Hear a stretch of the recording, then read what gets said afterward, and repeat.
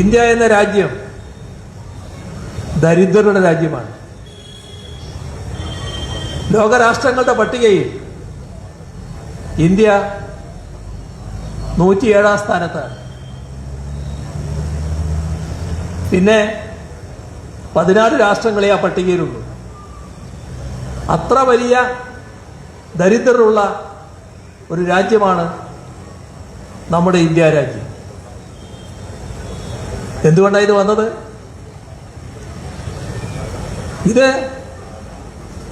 108 നിന്നോ 110 നിന്നോ 107 ആയതല്ല. 55 സ്ഥാനത്ത് നിന്ന് 107 ഉയർന്നതാണ്. നയമാണ് പ്രശ്നം. ആ നയം ജനങ്ങൾക്ക് വേണ്ടിയുള്ള നയമായിരുന്നില്ല. ആ നയം സമ്പന്നർക്ക് വേണ്ടിയുള്ളതായിരുന്നു. സമ്പന്നരെ അതിസമ്പന്നരാക്കുക, അതിനുള്ള സാമ്പത്തിക നയമാണ് ഇവിടെ നടപ്പാക്കിയത്. അതിൻ്റെ ഫലം ലോകത്ത്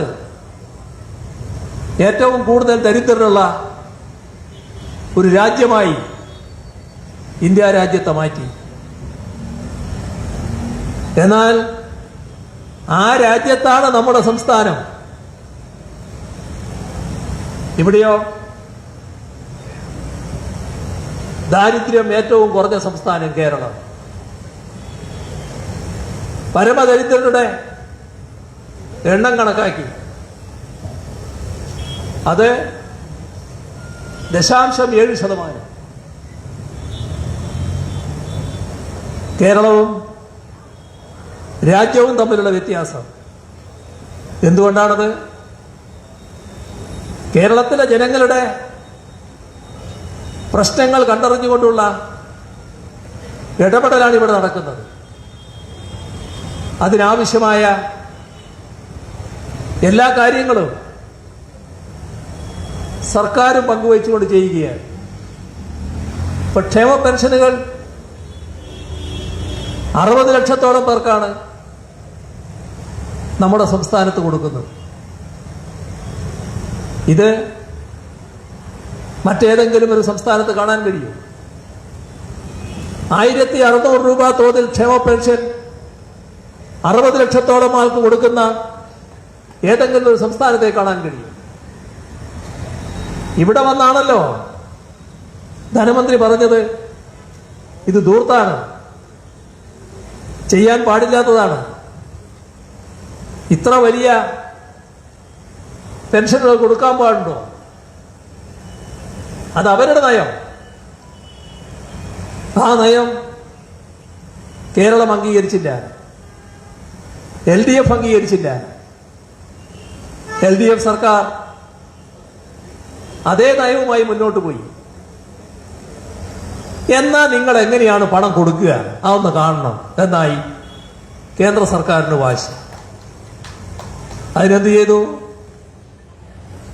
പണം കയ്യിലുണ്ടെങ്കിലല്ലേ കൊടുക്കാൻ പറ്റൂ. നിർഭാഗ്യവശാൽ നമ്മുടെ നാട് അതിസമ്പന്നമായൊരു നാടല്ലല്ലോ. അപ്പോൾ പണം കയ്യിലുണ്ടാവണം. ആ പണം കയ്യിൽ ഇല്ലാതിരിക്കുക, പണം കയ്യിൽ എത്തിക്കാതിരിക്കുക, അതിൽ കേന്ദ്ര ഗവൺമെന്റ് ചില ഇടപെടലുകൾ നടത്താൻ പറ്റും. ഇവിടെ സർക്കാരിന്റെ കയ്യിലുള്ള പണമെന്ന് പറഞ്ഞാൽ, ഞാൻ ഈ തെരഞ്ഞെടുപ്പ് പ്രചരണത്തിനായിട്ട് എല്ലാ വിശദാംശങ്ങളിലേക്കൊന്നും പോകുകയല്ല. ആ പണം 2-3 തരത്തിലാണ് വേണ്ടത്. ഒന്ന്, സംസ്ഥാന സർക്കാർ ഉണ്ടാക്കുന്ന തനത് വരുമാനമുണ്ട്. ആ തനത് വരുമാനം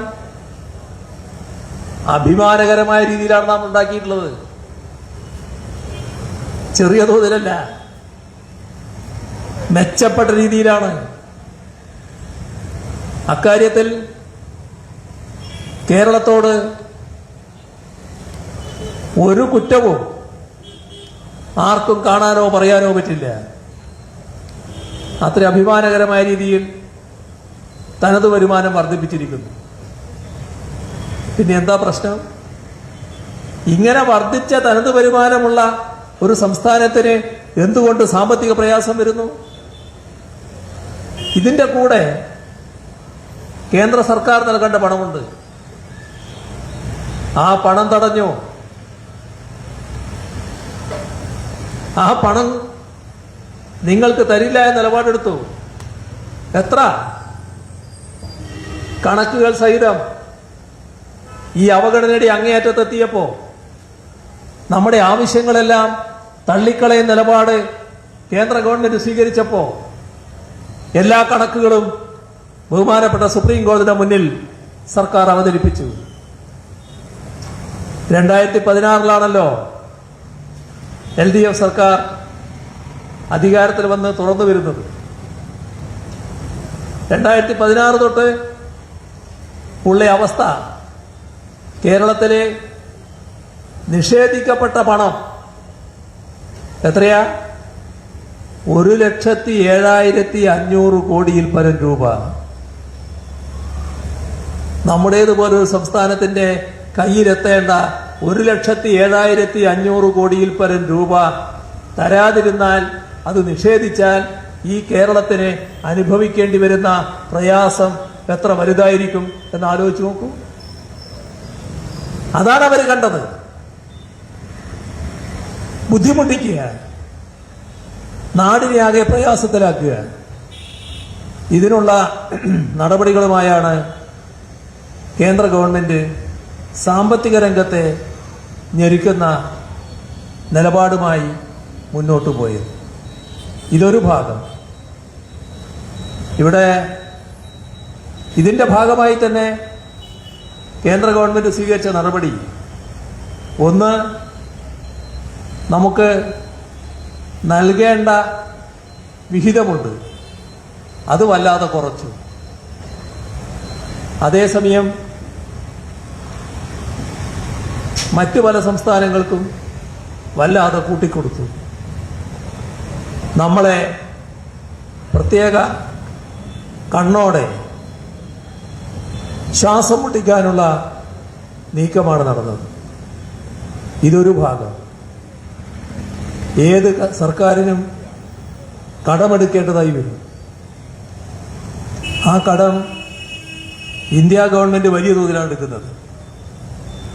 ആ തോതിലൊന്നും നമുക്ക് കടമെടുക്കേണ്ട കാര്യമില്ല. പക്ഷെ കടമെടുക്കാൻ സംസ്ഥാനത്തിന് ഭരണഘടനാപരമായ അവകാശമുണ്ട്. അത് നിഷേധിച്ചു. എന്നിട്ട് അതിൽ നിയന്ത്രണം കൊണ്ടുവന്നു. അർഹതപ്പെട്ട കടമെടുക്കൽ പരിധി പോലും ഇല്ലാതാക്കുന്ന നിലപാടെടുത്തു.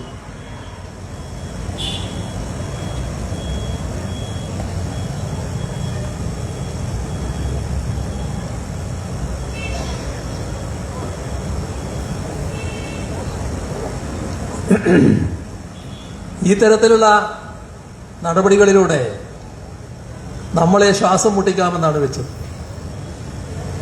അതുകൊണ്ടാണ് ബഹുമാനപ്പെട്ട സുപ്രീം കോടതിയെ സമീപിക്കാൻ നാം നിർബന്ധിതമായത്. ഇതുപോലുള്ള കാര്യങ്ങൾ വെച്ചു നമ്മുടെ വാദത്തിൽ കഴമ്പുണ്ട് എന്ന് സുപ്രീം കോടതിക്ക് പോലും ബോധ്യമായി. ഒരു ഘട്ടത്തിൽ അവരിടപെട്ടു. അതിന്റെ ഗുണവും നമുക്ക് ലഭിച്ചു. തുറന്നുള്ള കാര്യങ്ങൾ ബഹുമാനപ്പെട്ട കോടതിയുടെ പരിശോധനയിലാണ്. ഏതായാലും നാം ഉന്നയിച്ച കാര്യങ്ങൾ ഗൗരവമുള്ളതാണ് എന്ന് സുപ്രീം കോടതിക്ക് തന്നെ ബോധ്യപ്പെട്ടു എന്നതാണ് സുപ്രീം കോടതിയുടെ നടപടികൾ ഇതേവരെ വ്യക്തമാക്കിയിട്ടുള്ളത്. ഇത് ഒന്നാമത്തെ കുറ്റവാളി BJP ഗവൺമെന്റ് തന്നെ, BJP തന്നെ. എന്നാൽ BJPക്ക് തപ്പു കൊട്ടിക്കൊടുത്തവരില്ലേ ഇവിടെ? BJPയെ സഹായിച്ചവരില്ലേ? സംസ്ഥാന സർക്കാരിന്റെ കെടുകാര്യസ്ഥ കൊണ്ടാണ് ഇവിടെ സാമ്പത്തിക വിഷമം ഉള്ളത് എന്ന് നാഴികക്ക് 40 വട്ടം വിളിച്ചു പറയുന്നവരില്ലേ? അതല്ലേ കോൺഗ്രസ്? ഇക്കാര്യത്തിൽ ഒന്നിച്ച് പ്രതിഷേധിക്കാമെന്ന നിലപാടെടുത്തപ്പോ അതിന്റെ കൂടെ നിൽക്കാൻ കോൺഗ്രസ് തയ്യാറായില്ലല്ലോ. ഡൽഹിയിലെ മന്ത്രിസഭയാകെയും പാർലമെന്റ് അംഗങ്ങളും നിയമസഭാംഗങ്ങളും എല്ലാം ഒന്നായി ചെന്ന് പ്രതിഷേധിക്കാൻ തീരുമാനിച്ചു. നിങ്ങളും വരണമെന്ന് അവരോട് അഭ്യർത്ഥിച്ചു. കോൺഗ്രസിനോട് അഭ്യർത്ഥിച്ചു. വന്നില്ലാലോ, നിങ്ങളുമായി യോജിപ്പില്ല എന്നല്ലേ പറഞ്ഞത്. കേരളം ഡൽഹിയിൽ പോകുന്നതിന്റെ തൊട്ട തലേ ദിവസം കർണാടക അവിടെ പോയല്ലോ. കർണാടക ഗവൺമെന്റിന്റെ കെടുകാര്യസ്ഥ കൊണ്ടാണോ അവർക്കവിടെ പോകേണ്ടി വന്നത്? കേന്ദ്ര ഗവൺമെന്റ് ഓരോ സംസ്ഥാനത്തോടും BJP ഇതര സംസ്ഥാനങ്ങളോട് സ്വീകരിക്കുന്ന സമീപനമുണ്ട്. അതിന്റെ ഭാഗമായിട്ടാണ് പോകേണ്ടി വന്നത്. അതാണ് നാം ഇവിടെ അനുഭവിക്കുന്നത്. പക്ഷെ ആ രാഷ്ട്രീയം കാണാൻ കോൺഗ്രസിന് കഴിഞ്ഞില്ല എന്നാണ് വസ്തുത. കേരളത്തിന്റെ ന്യായമായ ആവശ്യങ്ങൾ പാർലമെന്റ് ഉന്നയിക്കാൻ തയ്യാറായില്ല. ഇത് കേരളത്തിന്റെ ശബ്ദം ഇല്ലാതാക്കുന്ന അവസ്ഥയായി. ഇതിന് വേദനയോടെയാണ് അന്നത്തെ തീരുമാനത്തെ നമ്മുടെ കേരളത്തിലെ ജനങ്ങളിൽ നല്ലൊരു ഭാഗം കാണുന്നത്. അതാണ് നമ്മുടെ നാടിന്റെ അനുഭവം. അതുകൊണ്ട് തന്നെ തെരഞ്ഞെടുപ്പ് പ്രചാരണ പ്രവർത്തനങ്ങൾ ആരംഭിക്കുമ്പോൾ തന്നെ ഈ നിലയിൽ മാറ്റം വരണം എന്ന ചിന്താഗതിയോടെയാണ് ജനങ്ങൾ ഓരോ മണ്ഡലത്തിലും തെരഞ്ഞെടുപ്പ് പ്രവർത്തനത്തിൽ ഇടപെടുന്നത്. അതെല്ലായിടങ്ങളിലും കാണാൻ കഴിയുന്നുണ്ട്. അത്ര കണ്ട് സ്വീകാര്യത പൊതുവെ LDFന് വന്നിരിക്കുന്നു എന്നാണ് കാണാൻ നമുക്ക് സാധിക്കും. നമ്മുടെ രാജ്യത്തിൻ്റെ ജനാധിപത്യ വ്യവസ്ഥിതി വലിയ തോതിൽ അപകടപ്പെടുത്താനുള്ള നീക്കത്തിന്റെ ഭാഗമായാണ് ഇലക്ടറൽ ബോണ്ട് സമ്പ്രദായം കൊണ്ടുവന്നത് എന്നത് നാം ഓർക്കേണ്ടതായിട്ടുണ്ട്. BJPക്കാണ് അതിന്റെ ഭാഗമായി ഏറ്റവും കൂടുതൽ തുക ലഭിച്ചത്. 6000 കോടിയിൽ പരം രൂപ ഈ വന്ന കണക്കനുസരിച്ച് BJPക്ക് ലഭിച്ചിരിക്കുന്നു. എന്നാൽ BJPക്ക് മാത്രമല്ല ലഭിച്ചത്. മറ്റു പല പാർട്ടികളും ഈ പറയുന്ന ഇലക്ട്രൽ ബോണ്ടിലൂടെ പണം കൈക്കലാക്കിയിരിക്കുന്നു.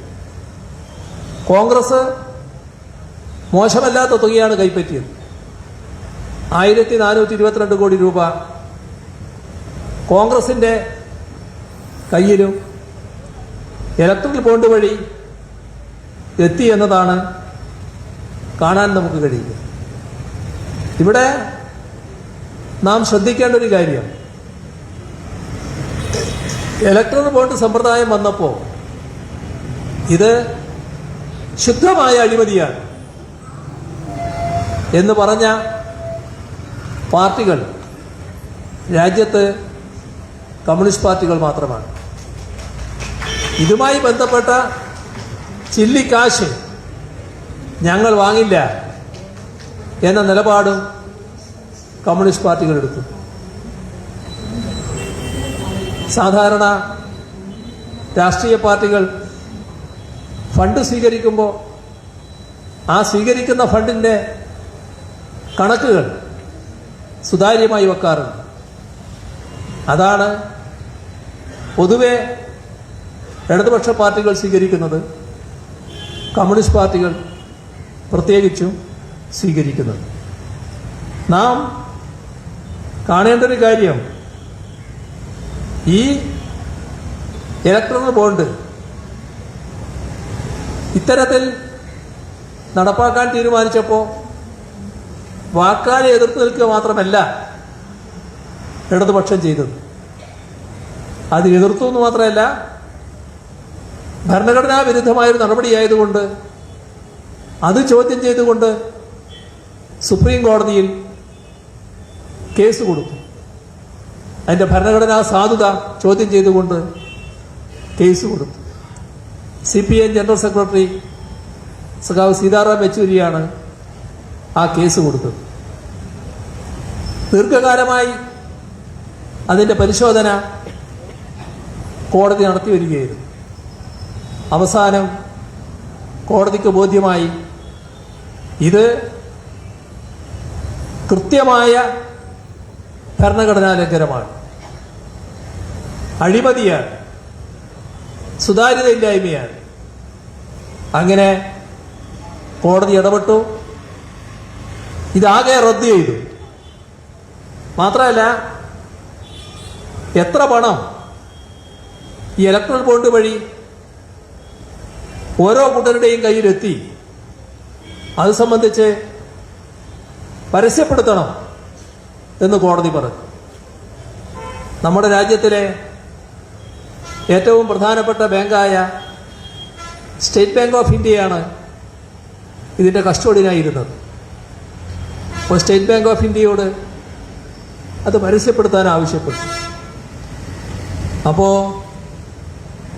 അതിൻ്റെ അവധി എത്തുമ്പോൾ state bank of India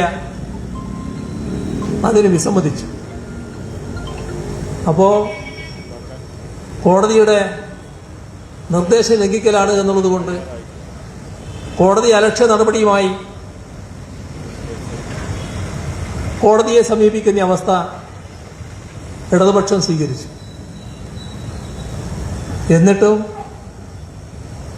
state bank of India കോടതിയെ സമീപിച്ചത് ഇതിന് കുറച്ച് നാൾ കൂടി വേണമെന്ന് പറഞ്ഞുകൊണ്ടാണ്. ഏതാ നാള്? തെരഞ്ഞെടുപ്പ് കഴിയുന്നവരെ.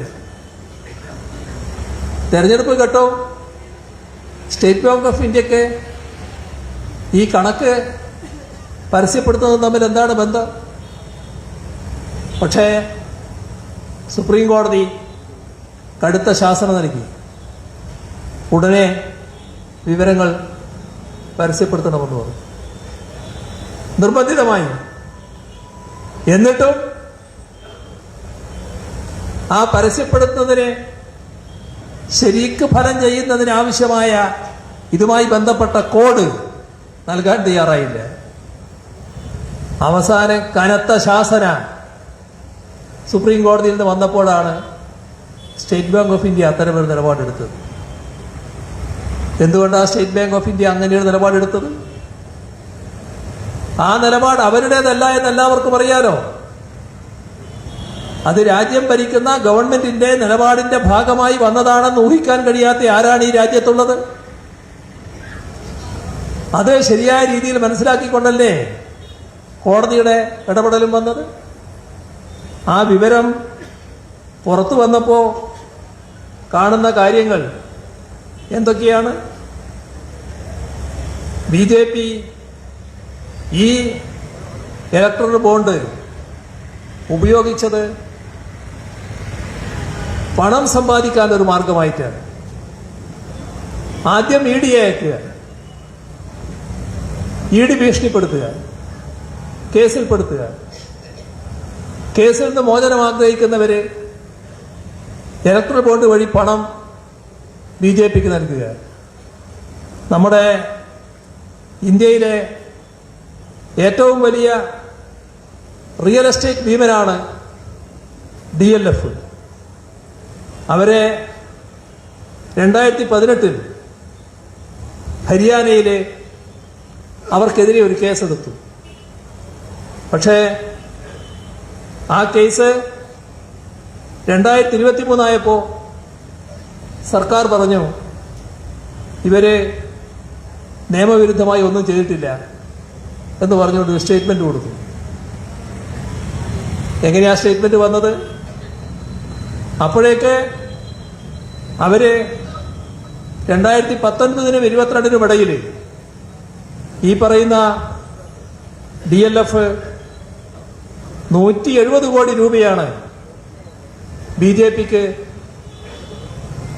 ഇലക്ട്രൽ ബോണ്ട് വഴി കൈമാറിയത്. ഇത് എന്താണ് കാണിക്കുന്നത്? എങ്ങനെയെല്ലാം പൈസ ഉണ്ടാക്കാൻ പറ്റും അതിനുവേണ്ടി BJP ഇത് ഉപയോഗിച്ചു എന്നുള്ളതാണ്. ഒരുപാട് കാര്യങ്ങൾ പുറത്തു വന്നിട്ടുണ്ട്. ഞാൻ അതിൻ്റെ എല്ലാ കാര്യങ്ങളിലേക്ക് ഇപ്പോൾ പോകുന്നില്ല. പക്ഷെ ഇതുമായി ബന്ധപ്പെട്ട് ഒരു പേര് കോൺഗ്രസിനും ഒഴിവാക്കാൻ കഴിയുന്ന പേരല്ല. അത് ഈ കേസിന്റെ തുടക്കത്തിൽ പ്രിയങ്ക ഗാന്ധിയുടെ ഭർത്താവിനെ കൂടി വാദ്രയെ കൂടി ഉൾപ്പെടുത്തിക്കൊണ്ടാണ് ആ കേസിന്റെ തുടക്കം. അപ്പോൾ എന്തെല്ലാം മറിമായങ്ങളാണ് നടക്കുന്നത് എന്നാണ് നാം ചിന്തിക്കേണ്ടത്. സാന്റിയാഗോ മാർട്ടിൻ, കേരളത്തിൽ ആ പേര് വളരെ പരിചിതമാണ്. നമ്മൾ പലരും അദ്ദേഹത്തെ കണ്ടിട്ടില്ലെങ്കിലും സാന്റിയാഗോ മാർട്ടിൻ എന്ന് പറഞ്ഞാൽ എന്താണെന്ന് എല്ലാവർക്കും അറിയാം. സാന്റിയാഗോ മാർട്ടിൻ ഈ കാര്യത്തിൽ 1368 കോടി രൂപയാണ് ഇലക്ട്രൽ ബോർഡ് നൽകിയിട്ടുള്ളത്.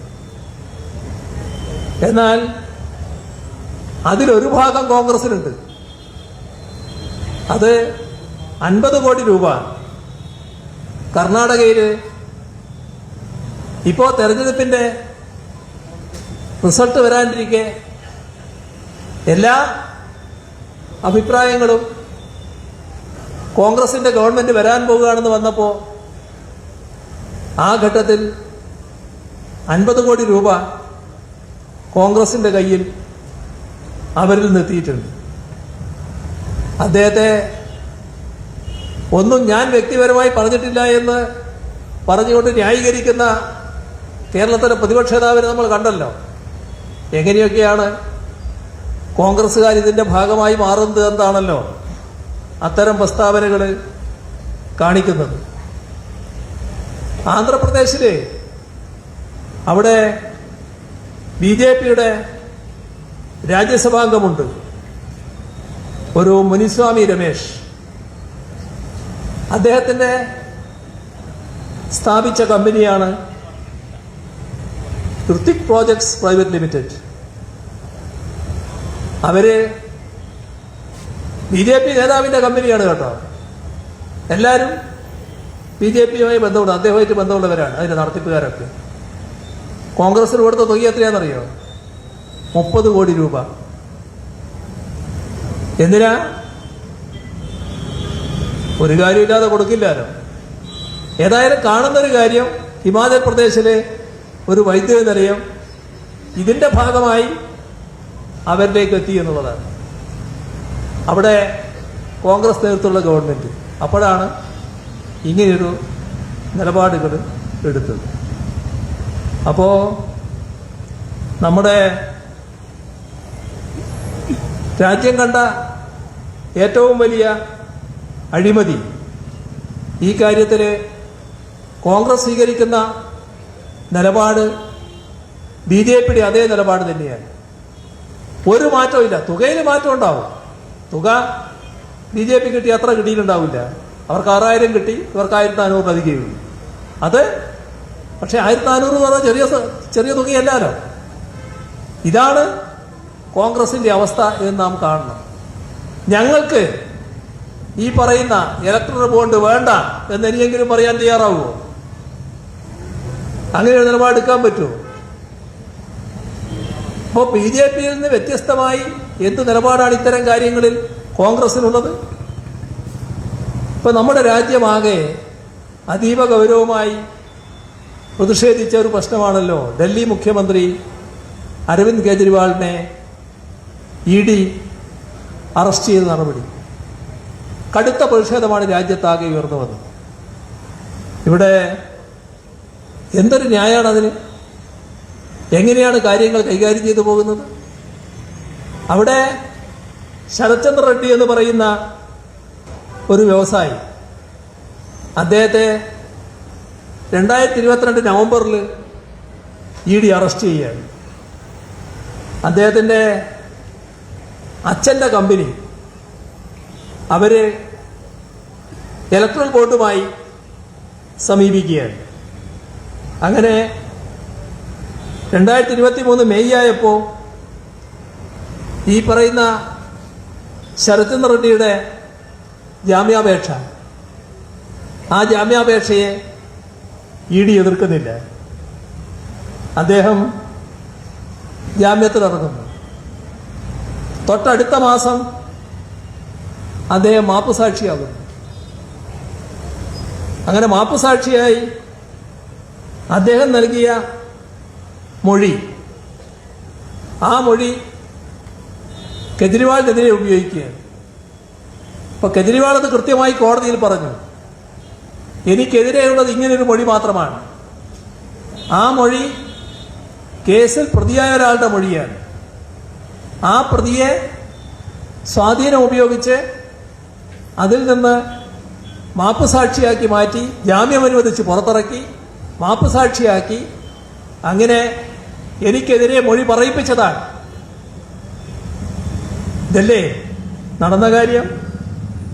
ഇപ്പോ നമ്മൾ കാണേണ്ടത് ഈ പറഞ്ഞ ശരത് ചന്ദ്ര റെഡ്ഡിയുമായി ബന്ധപ്പെട്ട 4 കമ്പനികൾ 55 കോടി രൂപയാണ് BJPക്ക് ഇലക്ട്രൽ ബോണ്ട് വഴി നൽകിയത്. കെജ്രിവാൾ അത് തന്നെയാണ് ഉന്നയിച്ചത്. അപ്പോൾ ഏത് തരത്തിലാണ് നീതിന്യായ വ്യവസ്ഥയെ അട്ടിമറിക്കുന്നതെന്നാണ് നാം കാണേണ്ടത്. ഒരു സംസ്ഥാനത്തിൻ്റെ മുഖ്യമന്ത്രി അടക്കം ഈ രീതിയിൽ നിയമവിരുദ്ധമായി അറസ്റ്റ് ചെയ്ത് കസ്റ്റഡിയിൽ സൂക്ഷിക്കുകയാണ്. ഇവിടെ ഇതിനെതിരെയാണ് ലോകരാഷ്ട്രങ്ങളുടെ അടക്കം പ്രതിഷേധം ഉയർന്നു വന്നിട്ടുള്ളത്. ഇപ്പോൾ കോൺഗ്രസ് അതിനെതിരെ സംസാരിക്കുന്നുണ്ട്. നല്ല കാര്യം, നല്ലത് തന്നാൽ നല്ലത് നമ്മൾ പറയണമല്ലോ. പക്ഷേ ഒരു വർഷം മുൻപ് ഡൽഹിയിലെ മന്ത്രി മനീഷ് സിസോദിയ അദ്ദേഹത്തെ ഇതേ കേസിൽ അറസ്റ്റ് ചെയ്ത് ജയിലിൽ അടച്ചിട്ടുണ്ടല്ലോ. ആ ഘട്ടത്തിൽ എന്തായിരുന്നു കോൺഗ്രസ് സ്വീകരിച്ച സമീപനം? കോൺഗ്രസിന്റെ പ്രചരണം വലിയ തോതിലാണ് ആ ഘട്ടത്തിൽ അഴിച്ചുവിട്ടത്. അപ്പോൾ കോൺഗ്രസ് പറഞ്ഞത്, എന്തുകൊണ്ട് കെജ്രിവാളിനെ അറസ്റ്റ് ചെയ്യുന്നില്ല? ഇതിൻ്റെയെല്ലാം സൂത്രധാരൻ കെജ്രിവാളാണ്, മുഖ്യമന്ത്രിയാണ്. അദ്ദേഹത്തെ അറസ്റ്റ് ചെയ്യാണ് വേണ്ടത്. ആ പ്രചരണം ഡൽഹിയിൽ രാജ്യതലസ്ഥാനത്ത് ശക്തമായി അഴിച്ചുവിട്ട പാർട്ടിയായിരുന്നു കോൺഗ്രസ് എന്നത് നാം കാണേണ്ടതായിട്ടുണ്ട്. ഇത്തരത്തിൽ കോൺഗ്രസിന്റെ നിലപാട് നമ്മുടെ രാജ്യത്തിൻ്റെ പ്രശ്നങ്ങളിൽ അടക്കം BJPയുടെ നിലപാടിനെ എതിർക്കുന്ന രീതിയിലല്ല വരുന്നത്. BJPയുടെ നിലപാട് പ്രതിപക്ഷങ്ങളെ ഓരോന്നിനെയായി തകർക്കുക എന്താണ്. അതിൻ്റെ ഭാഗമായി നടപടികൾ സ്വീകരിച്ചപ്പോൾ ഡൽഹി സുപ്രീം കോടതി ഡൽഹിയിലെ സ്വീകരിച്ച നിലപാട് ശരിയല്ല എന്ന് സുപ്രീം കോടതി വിധിയെഴുതി. സുപ്രീം കോടതിയുടെ ആ വിധി മറികടക്കാൻ വേണ്ടി കേന്ദ്ര ഗവൺമെന്റ് നിയമനിർമ്മാണത്തിനൊരുങ്ങി, ഓർഡിനൻസ് കൊണ്ടുവരാൻ തയ്യാറായി. ആ ഘട്ടത്തിൽ രാജ്യമാകെ കേന്ദ്ര സർക്കാരിന്റെ നിലപാടിനെതിരെ അണിനിരന്നു. പക്ഷേ കോൺഗ്രസ് ആ സന്ദർഭത്തിൽ ഡൽഹി ഗവൺമെന്റിനോടൊപ്പം നിൽക്കാൻ തയ്യാറായില്ല. കാരണം അവരുടേതല്ല ഗവൺമെന്റ്. തങ്ങളുടേതാണോ അല്ലയോ എന്നാണോ നോക്കേണ്ട ഇത്തരം കാര്യങ്ങളിൽ. കേന്ദ്ര ഗവൺമെന്റ് സ്വീകരിക്കുക തെറ്റായ നടപടിയെ വിമർശിക്കാനല്ലേ തയ്യാറാകേണ്ടത്. എത്രയോ നാൾ കഴിഞ്ഞ് കാര്യങ്ങൾ വല്ലാതെ പിന്നിട്ട് പോയപ്പോൾ പിന്നീട് കോൺഗ്രസിന്റെ നിലപാട് മാറ്റി. ഇതാണ് കോൺഗ്രസ് എന്ന് നാം കാണുന്നത്. നമ്മുടെ അനുഭവത്തിൽ ഇവിടുത്തെ പ്രശ്നങ്ങളിൽ എല്ലാ ഘട്ടത്തിലും ഇവിടെ സ്വീകരിക്കുന്നത്, കോൺഗ്രസ് സ്വീകരിക്കുന്നത് BJPയെ സഹായിക്കുന്ന നിലപാടാണ്. BJPയുടെ നമ്മുടെ സംസ്ഥാനത്തിനെതിരെയുള്ള നടപടികളെ ചോദ്യം ചെയ്യാൻ തയ്യാറാകുന്നില്ല. ഫലത്തിൽ BJPക്കുള്ള പിന്തുണയായി അത് മാറുകയാണ് എന്നത് നാം കാണേണ്ടതായിട്ടുണ്ട്. ഞാൻ കൂടുതൽ മറ്റു കാര്യങ്ങളിലേക്ക് പോകുന്നില്ല.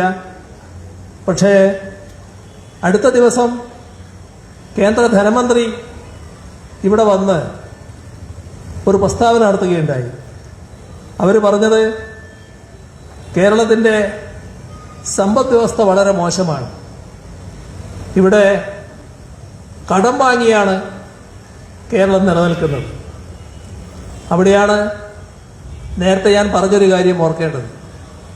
ഈ കേരളത്തിൽ 1 രൂപ ചെലവഴിക്കുമ്പോൾ അതിൽ 75 പൈസയും സംസ്ഥാനം സ്വന്തം നിരക്ക് കണ്ടെത്തുന്നതാണ്.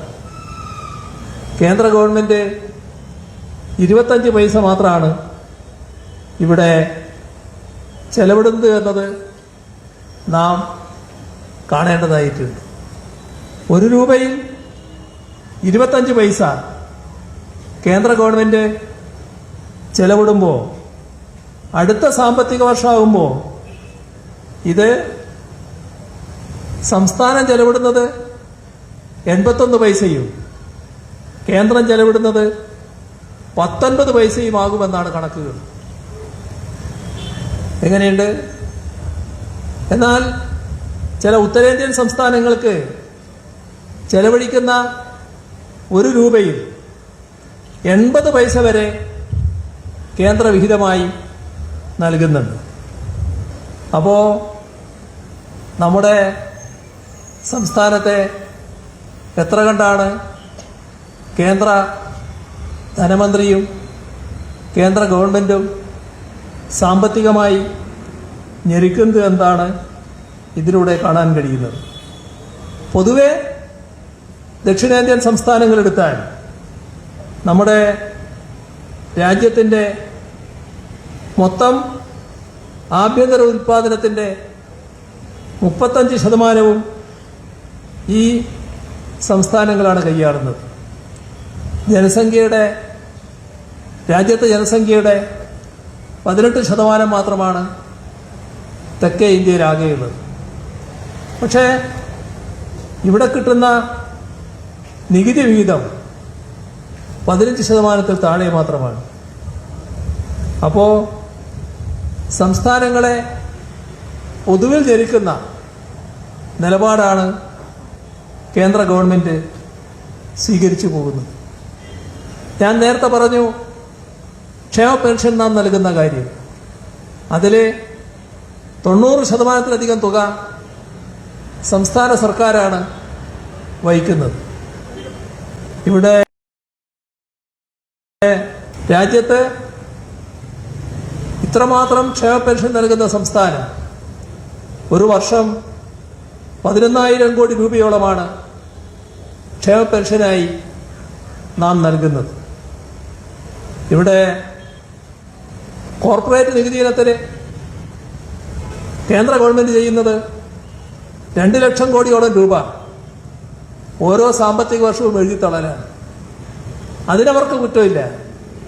അത് ഇപ്പോൾ 5 ലക്ഷം കോടിയോ, ഇതിൽ 90% കോർപ്പറേറ്റുകളുടെ വായ്പകളാണ് എന്നത് നാം പ്രത്യേകം ഓർക്കേണ്ടതാണ്.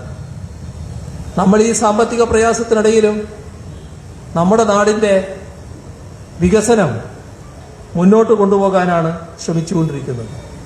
ഒട്ടേറെ നടപടികൾ ഇവിടെ അതിൻ്റെ ഭാഗമായി സ്വീകരിക്കാൻ കഴിഞ്ഞിട്ടുണ്ട്. ഞാനതിൻ്റെ ആകെ വിവരങ്ങളിലേക്ക് കടക്കുന്നില്ല. നമുക്കാവശ്യം കേരളത്തിൻ്റെ ശബ്ദം പാർലമെൻറ്റിൽ ഉയർന്നാണ്. ഇവിടെ നിലപാടുകളിൽ വ്യക്തതയാണ് ആവശ്യം. നമ്മുടെ ഏറ്റവും കടുത്ത ഗൗരവമായൊരു വിഷയം നമ്മുടെ രാജ്യം ചർച്ച ചെയ്തൊരു ഘട്ടമാണ് പാലസ്തീനുമായി ബന്ധപ്പെട്ട പ്രശ്നം.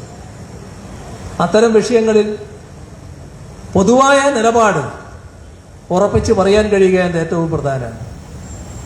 എന്നാൽ സഖാവ് പന്ന്യൻ രവീന്ദ്രൻ നേരത്തെ ഇവിടെ പറഞ്ഞു, കഴിഞ്ഞ 40 വർഷമായി തിരുവനന്തപുരത്ത് അദ്ദേഹത്തിനുള്ള ബന്ധത്തെ സംബന്ധിച്ച് പ്രശ്നങ്ങളിലുള്ള നിലപാടുകളും എല്ലാവർക്കും അറിയാവുന്നതാണ്.